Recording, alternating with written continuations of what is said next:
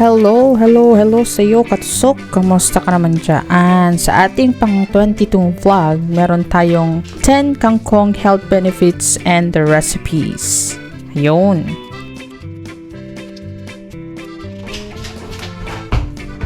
Ay, yeah. Sorry, I'm cooking. Don't disturb me. Sturdy, yeah. And steady, zero, what to run. Sturdy, yeah. Say hi. Hi. Say hi.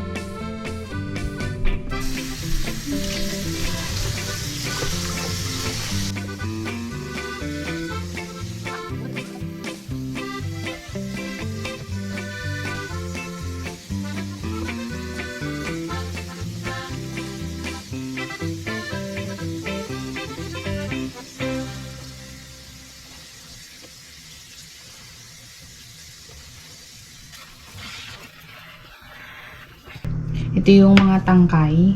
Hiniwalay ko siya kasi ito yung una nating iluluto. Okay?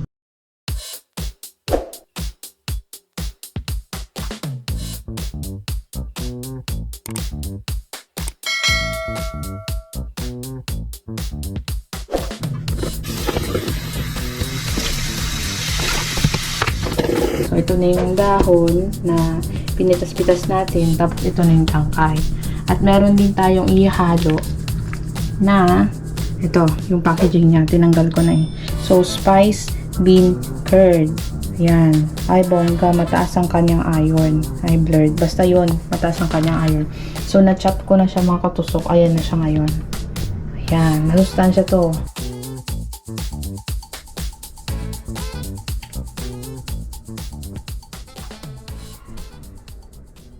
Unang bagsak ang ating, syempre, anti-aswang bawang.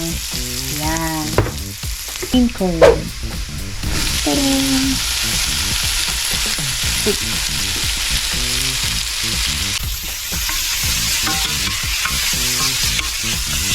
Tangkay ng kangkong.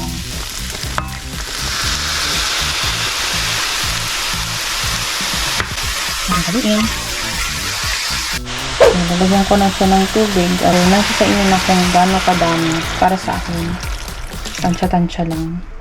Para lang ma-steam yung ating kangkong. Atin munang takpan.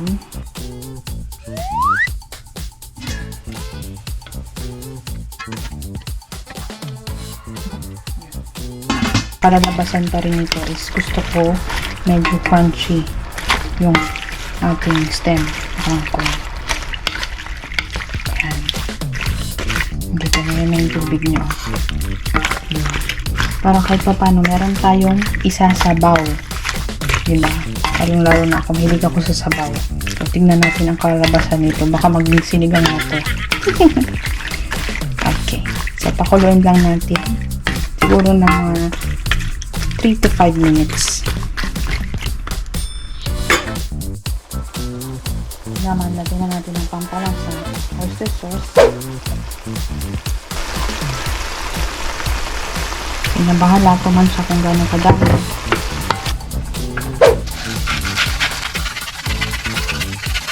Pepper.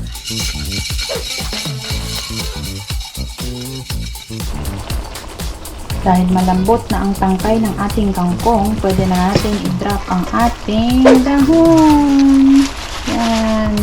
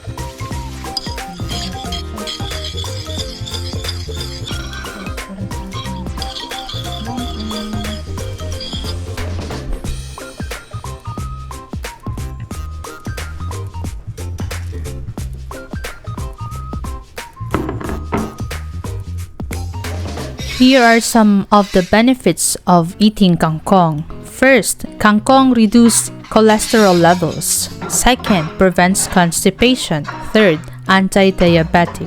Fourth, good for eyesight. Fifth, fights anemia. Sixth, boosts immunity. Seventh, helps liver problems. 8. Improves skin health. 9. Removes intestinal parasites. And lastly, anti-aging.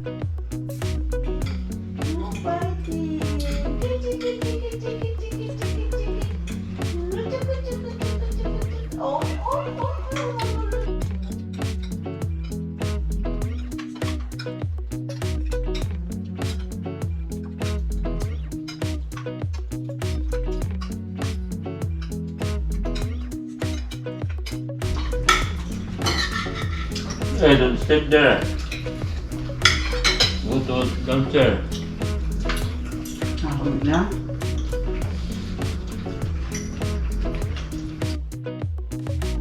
Ha